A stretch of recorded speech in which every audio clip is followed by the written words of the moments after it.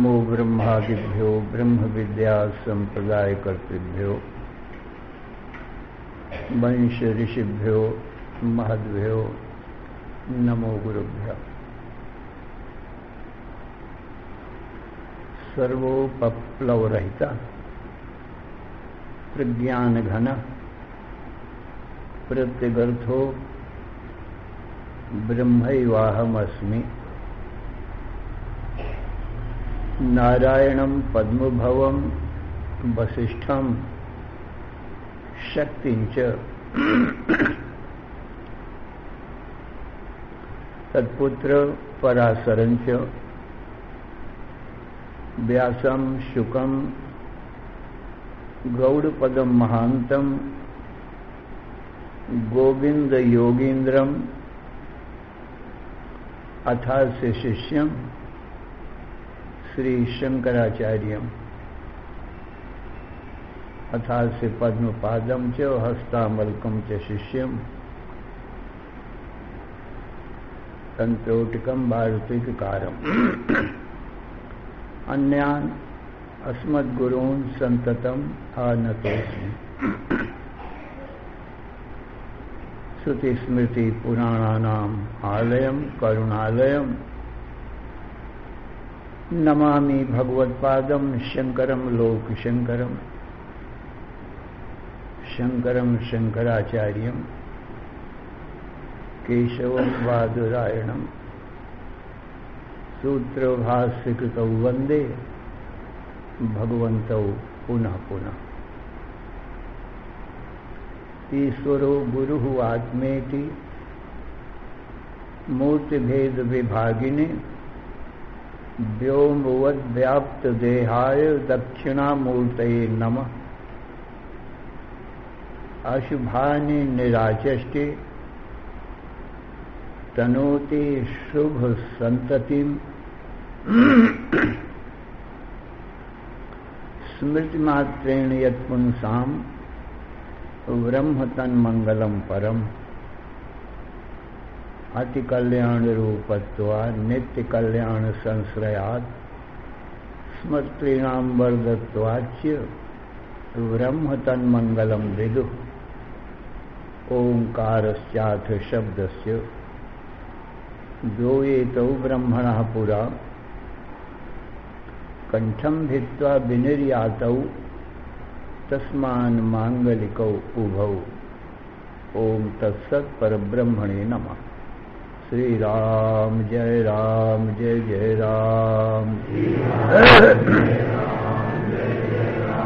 श्री राम जय जय राम। श्री राम जय जय राम। धर्म की अधर्म का प्राणियों में विश्व का हर हर महादेव। शरण कारण करुण करुणा वरुणालय कर्तुम अकर्तुम अन्यथा कर्तुम समर्थ नित्य शुद्ध बुद्ध मुक्त स्वरूप अनंत कोटि ब्रह्मांड नायक परात्पर पूर्णतम पुरुषोत्तम परब्रह्म सच्चिदानंद घन सर्वज्ञ सर्वशक्तिमान भगवान श्री कृष्ण से अर्जुन ने पूछा, हे भगवान, यत् श्रेयः स्यान्निश्चितं ब्रूहि तन्मे शिष्यस्तेहं साधिमां त्वं प्रपन्न। जिससे मेरा परम कल्याण हो वह उपाय आप मुझको बतावें। मैं आपका शिष्य हूँ, आपकी शरण में हूँ। मेरा तन मन बुद्धि प्राण आपके चरणों में अर्पण है। तो भगवान श्री कृष्ण बोले, हे अर्जुन, सावधान मन से श्रवण करो। संसार में दो ही वस्तुएं हैं, एक तो सत है और दूसरा असत है, और तीसरा तो कुछ है नहीं। ना सतो विद्यते भाव, ना भाव विद्यते सता। उभयोरपि दृष्टोन्तस्तुन्योस्तत्वदर्शिभिः। अर्जुन, सत और असत का लक्षण क्या है? जो सदा रहे उसको सत कहते हैं, और जो कभी न रहे उसको असत कहते हैं। अब ये दो ही पदार्थ हैं। जो सत है वो तो सदा ही है, उसकी तो कभी उत्पत्ति नहीं है और न नाश है, इसलिए सदा है। सत यदि उत्पन्न होगा तो उसका नाश भी हो जाएगा, फिर वो सत ही न रहेगा। और सत से कुछ नहीं उत्पन्न हो सकता है, क्योंकि सत जो तत्व है वो निर्गुण निराकार सच्चित आनंद रूप है। सतरूप और चिद रूप माने ज्ञान रूप है और आनंद रूप है। उसमें कर्म नहीं है, न सत में, न ज्ञान में, न आनंद में, उसमें कोई कर्म नहीं। इसलिए सत स्वयं नहीं पैदा होता, नहीं तो असत हो जाएगा। और सत से कुछ नहीं होता है, क्योंकि उसमें कर्म नहीं है, वो अकर्म है। इसलिए सत से तो कोई सृष्टि होना असंभव ही है, क्योंकि न सत ही उत्पन्न होगा।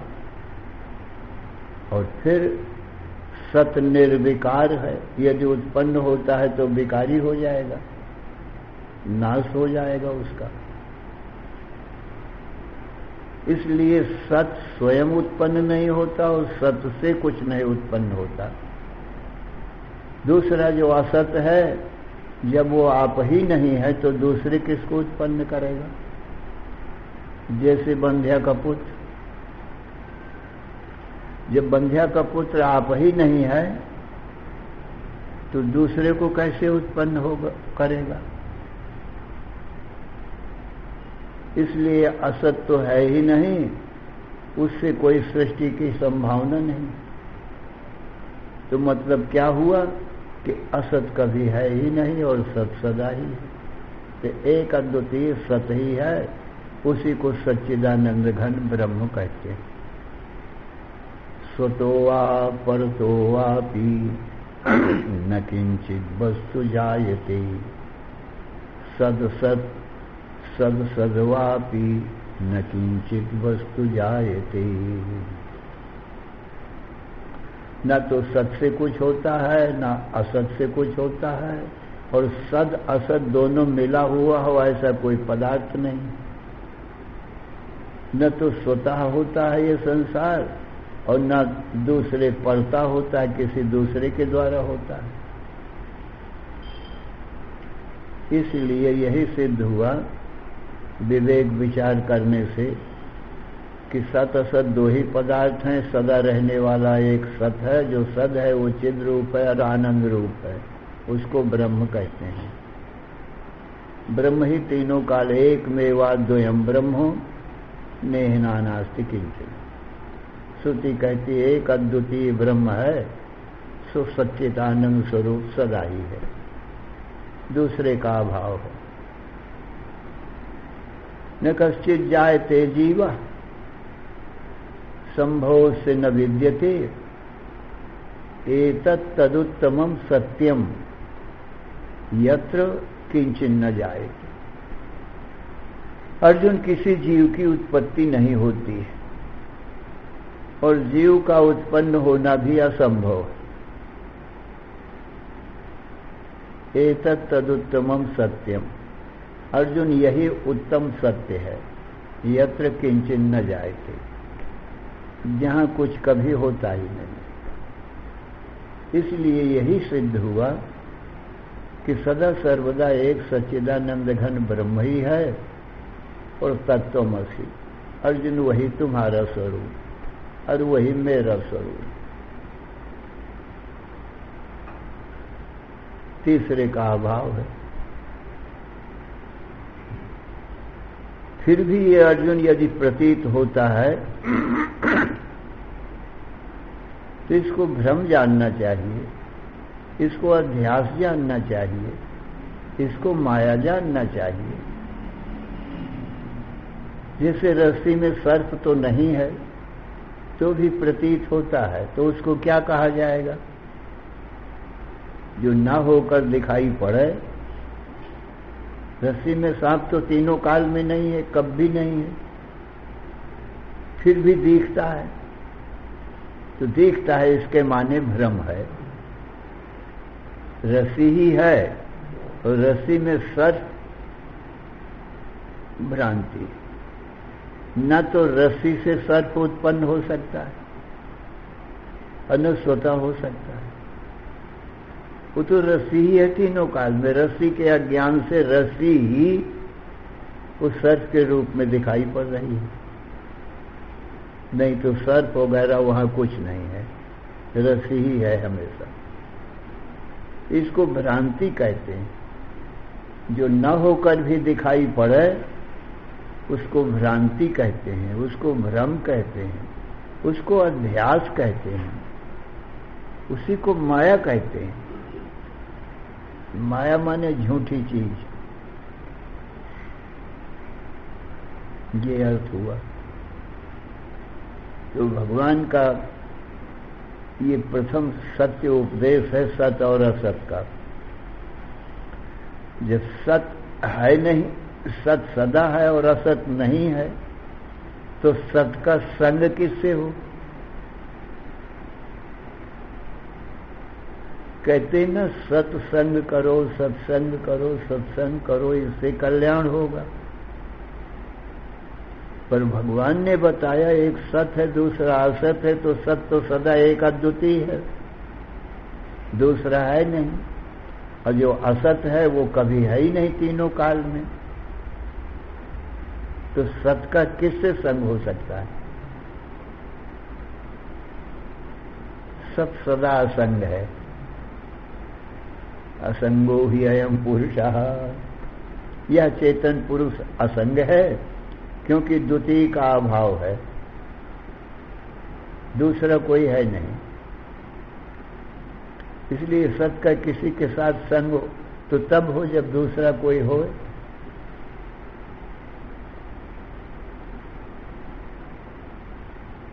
तो चिन्मात्र मैं ही सत्य हूं, यह विश्वबंध्या पुत्र है, नहीं बांझ सुत जनती कभी, तब विश्व कहने मात्र है। जब विश्व कुछ है ही नहीं, संबंध क्या फिर विश्व से, संबंध ही है जब नहीं, छोड़ूं किसे पकड़ूं किसे। हे अर्जुन, हमारा तुम्हारा जो चिन्ह मात्र माने चेतन ज्ञान मात्र स्वरूप है, वही एक सत्य वस्तु है। इसके ज्ञान के सिवाय, चिन्ह मात्र के सिवाय दूसरा कोई है नहीं। और जो ये दिखाई पड़ रहा है दृश्य जगत, कहते हैं अर्जुन ये बंध्या पुत्र है जो दिखाई पड़ रहा है।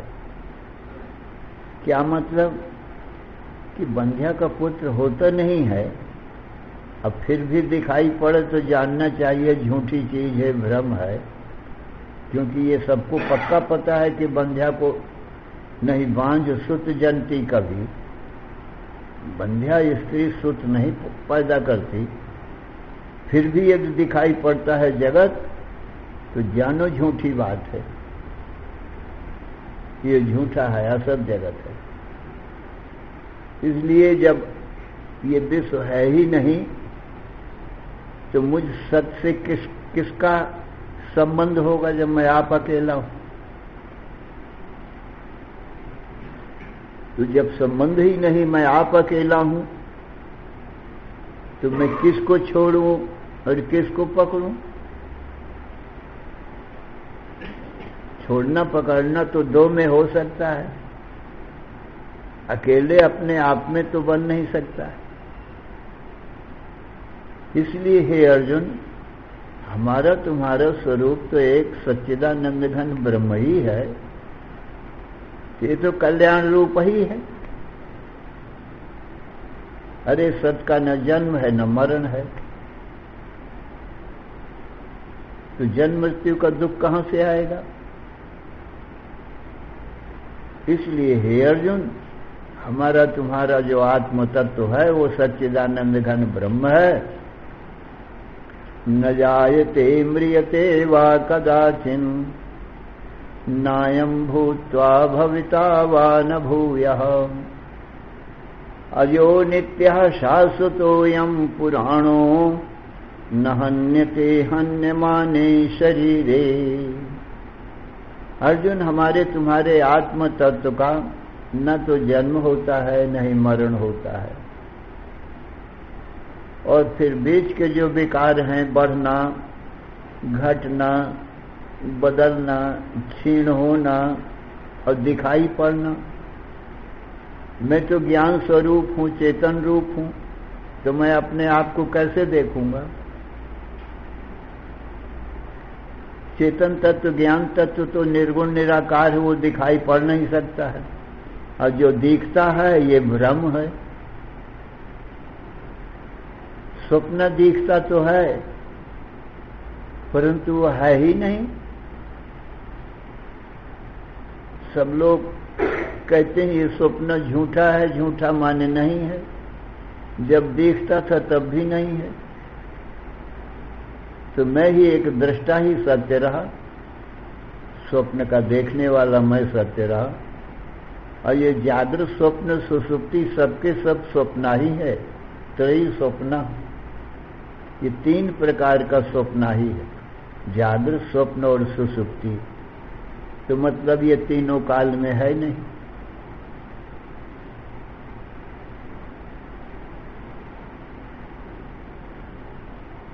श्री कृष्ण भगवान है, सच्चिदानंद ब्रह्म है, उनका उपदेश है। सर्वज्ञ है भगवान और सत्य वक्ता है। भगवान कभी मिथ्या नहीं बोलते, झूठ नहीं बोलते। क्यों? उनको कोई स्वार्थ तो है नहीं दूसरे किसी से, वो तो सत्य ज्ञान आनंद से पूर्ण है, झूठ क्यों बोलेंगे?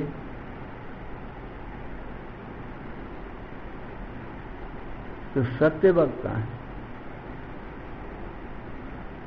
इसलिए भगवान ने यही बताया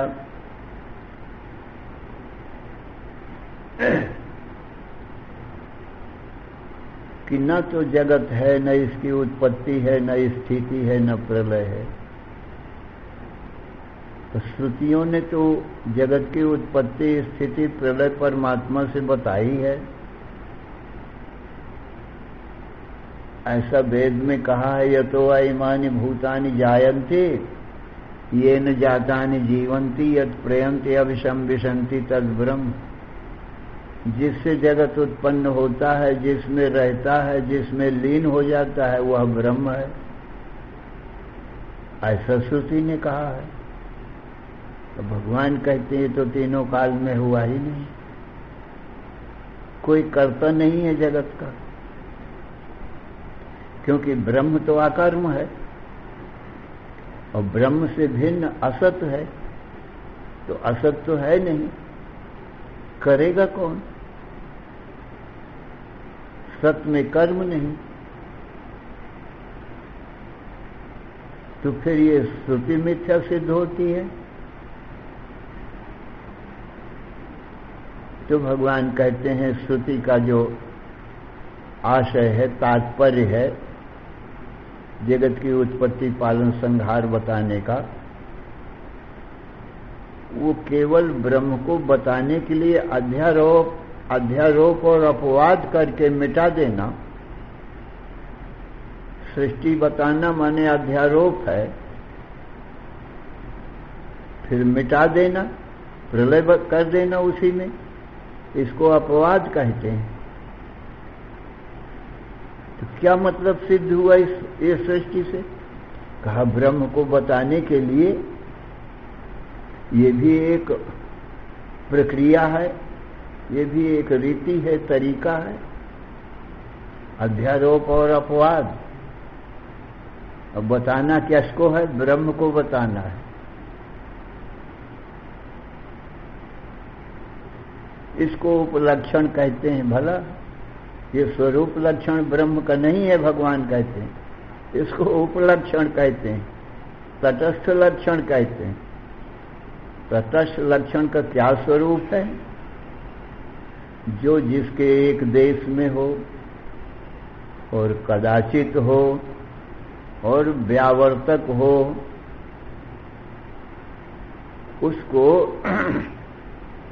तटस्थ लक्षण कहते हैं या उपलक्षण कहते हैं। दृष्टांत के द्वारा आप समझ सकते हो। जैसे कोई देवदत्त नामक ब्राह्मण था, वो ज्ञानी था और उसके पास, उस देवदत्त के पास में यज्ञदत्त गया। किस लिए? वही ब्रह्म ज्ञान प्राप्त करने के लिए। तो उसके जब नगर में पहुंचा तो किसी भाई से पूछा कि भाई आप देवदत्त का घर जानते हो? उसने कहा हाँ मैं जानता हूं, वो तो बड़े विख्यात हैं, वो बड़े ब्रह्मज्ञानी हैं, कितने ही लोग उनके पास में ज्ञान सीखने के लिए आया करते हैं। कहा मुझे भी बता दो उनका घर। तो वहां ही खड़े होकर मार्ग में ही अंगुल्या निर्देश किया कि वो है देवदत्त का घर। अब दूर से बताने में और भी आसपास देवदत्त के घर के आसपास बहुत से घर हैं, तो पक्का संशय रहित ज्ञान पास जाकर बताने से होता है। जो बहुत घर हो आसपास, एक घर हो तो कोई बात नहीं, और जो बहुत घर हैं आसपास तो नजदीक जाके बताना पड़ता है कि ये है देवदत्त का घर। तो दूर से बताने में या तो कोई उसमें लक्षण हो, कोई चिन्ह बना हो देवदत्त के घर में, जो और घरों से अलगा के उसके घर को बता देवे। उसी समय क्या हुआ कि एक काक आकर के देवदत्त के घर के ऊपर शिखर में बैठ गया। अब वो चिन्ह बन गया देवदत्त के घर को बताने के लिए। तो बताने वाले भाई ने कहा कि देखो भाई यज्ञदत्त, वो जिसमें काक बैठा है ना, वो काक वाला देवदत्त का घर है। अब तो पक्की चिन्ह हो गया ना। तो अब ये काक में वो लक्षण घटाओ उपलक्षण का, तटस्थ लक्षण का। देवदत्त के घर के एक देश में है, माने थोड़ी जगह पर ऊपर बैठा हुआ है और कदाचित है, हमेशा नहीं। वो अभी उड़ के आया है, बैठ गया, फिर उड़ जाएगा, इसलिए कदाचित है। और व्यावर्तक है, माने और सबके घरों से अलगा करके केवल देवदत्त का घर संशय रहित बताता है।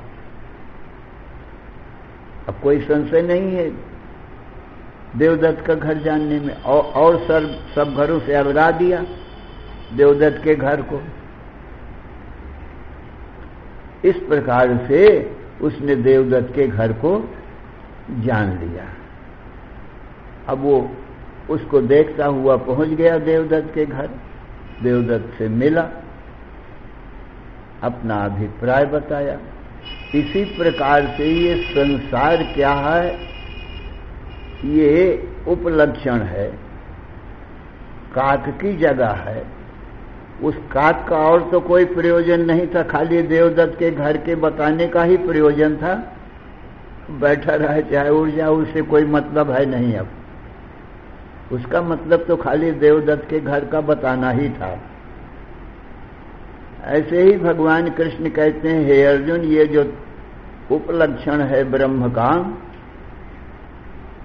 इसका मतलब ब्रह्म के बताने में ही है। ये सारा संसार ब्रह्म के एक देश में बैठा हुआ है, थोड़ी एकांशेन स्थितो जगत।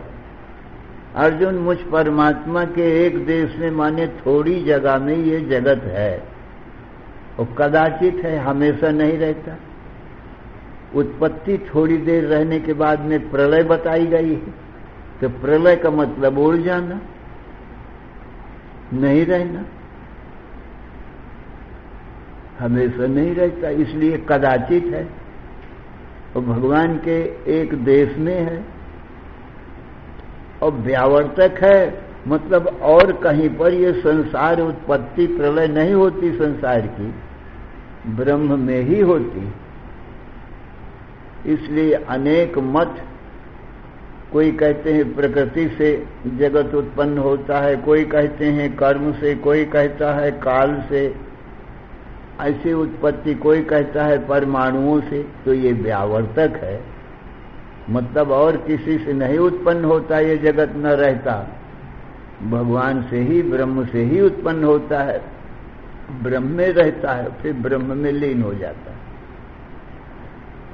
तो उत्पत्ति बताना अध्यारोप है, और प्रलय बताना अपवाद है, मिटा देना। अब जगत का क्या प्रयोजन है? तो कुछ नहीं, ब्रह्म के बताने में था। अब स्वरूप लक्षण बताते हैं, सत्यम ज्ञानम अनंतम ब्रह्म। अब जिसमें ये जगत है वो सत्य है, और ज्ञान है, और आनंद है।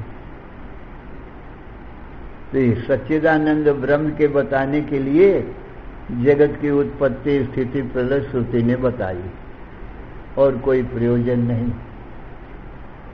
तो हे अर्जुन, सचमुच में ब्रह्म से होता नहीं है जगत,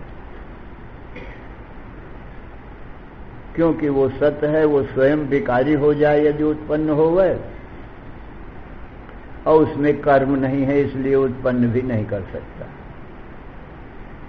इसलिए माया मात्रम इदम द्वैतम अद्वैतम परमार्थतः न निरोधो न चोत्पत्ति न बद्धो न च साधकः न मुमुक्षुर्न वै मुक्तो इत्येषा परमार्थता। अर्जुन, तीनों काल में इस जगत की न उत्पत्ति है, न स्थिति है, न प्रलय है, न कोई मुमुक्षु है, न कोई मुक्त है। एक सच्चिदानंद घन ब्रह्म ही है, सोई हमारा तुम्हारा स्वरूप है। अनुभव करके देख लो, हम सदा ही रहते हैं और दृष्टा हैं, ये मिथ्या भ्रम को देख रहे हैं, ये मिथ्या स्वप्न देख रहे हैं, इसलिए ज्ञान स्वरूप है। कभी नाश होता नहीं अपना, न उत्पत्ति न नाश। कोई भी अपना नाश अनुभव नहीं करता कि मैं किसी काल में नहीं हूं। सब यही अनुभव करते हैं, मैं सदा हूं और देखता हूं। तो जो भी दिखाई पड़ता है, इसको भगवान ने माया बताया है, भ्रम बताया है, अध्यास बताया है, माने है नहीं, दिखाई पड़ता है। तो तमाम उदाहरण हैं इस मिथ्या प्रतीति के। जो चीज नहीं है और दिखाई पड़े उसको अध्यास कहते हैं। इसके संबंध में वेदांत में बहुत से दृष्टांत दिए जाते हैं। बंध्या को एक छंद में बहुत से दृष्टांत जोड़ दिया है, वो छंद आपको सुनाते हैं। तो एक ही छंद में मिथ्या बताने वाले, संसार को मिथ्या बताने वाले बहुत से दृष्टांत। बंध्या को पुत्र गंधर्वपुर में त्रसित भयो, तब तो मृग बारी के पियन को सिधायो है। मार्ग में खरगोश ने सींग से मार दियो, गयो तट रज्जु को सर्प डसिखायो है। आकाश कुसुम ठूंठ नर ने औषध बताए दीन्यो, तो चांदी सीपी की चांदी लय खरीदन को धायो है। कहें विज्ञान कछु भयो है न होई है आगे, वेद शास्त्र संतन जग ऐसो ही बतायो है। ये दृष्टांत तमाम बताए गए। बंध्या का पुत्र नहीं होता, गंधर्व नगर नहीं होता, खरगोश के सींग नहीं होते हैं, रज्जु का सर्प नहीं होता है, मरुभूमि में जल नहीं होता है, आकाश में कुसुम नहीं होते हैं, पर दिखाई पड़ते हैं। तो विज्ञानानंद महात्मा भाई हैं, वो कहते हैं वेद शास्त्र और सभी संत लोग ये संसार को ऐसा ही बताते हैं, जैसे रज्जु में सर्प, बंध्या का पुत्र, मरुभूमि का जल, ठूठ में पुरुष, आकाश कुसुम, ऐसा ही संसार को सब वेद शास्त्र और संत भी बताते हैं। तो वेद शास्त्र सत्य बता है और संत लोग तो वेद शास्त्र की ही बात बताते हैं, इसलिए संत सत्य बता है। तो हमारा तुम्हारा स्वरूप सज्जनों सच्चिदानंद ब्रह्म ही है, और जो कुछ दिखाई पड़ता है इसको ब्रह्म मात्र जानना चाहिए। जागृत स्वप्न सुसुप्ति, इसी को माया कह लो। भगवान कहते हैं ये माया है। तो माया दिखाई पड़ती है और ब्रह्म देखता है, तो मैं ब्रह्म। दिग्दृश्य द्वैरूपे अस्ता परस्पर विलक्षणो दृग ब्रह्म दृश्य मायेति सर्व वेदांत निर्णया। दृष्टा और दृश्य दो ही पदार्थ हैं, जो दृष्टा है वो ब्रह्म है, जो दृश्य है सो माया। माया माने कुछ नहीं, और जो दृष्टा है वो तो मैं ही हूं। दृष्टा को ब्रह्म कहते हैं, और माया माने कुछ नहीं, झूठी चीज। ये सिद्धांत है। श्री राम जय राम जय जय राम, श्री राम जय राम जय राम जय जय राम, श्री राम जय राम जय जय राम, श्री राम जय राम जय जय राम। धर्म की अधर्म का प्राणियों में विश्व का हर हर महादेव।